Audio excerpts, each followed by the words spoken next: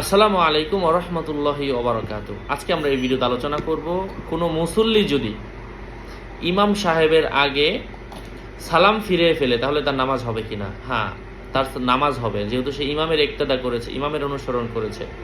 তবে সে যে আগে সালাম ফিরিয়ে ফেললো এটা তার জন্য মাকরুহে তাহরিমি হবে, অর্থাৎ হারামের পর্যায়ে হবে। এ বিষয়ে আমরা একটা হাদিস দেখতে পাচ্ছি হযরতে আনাস রাদিয়াল্লাহু তাআলা আনহু থেকে।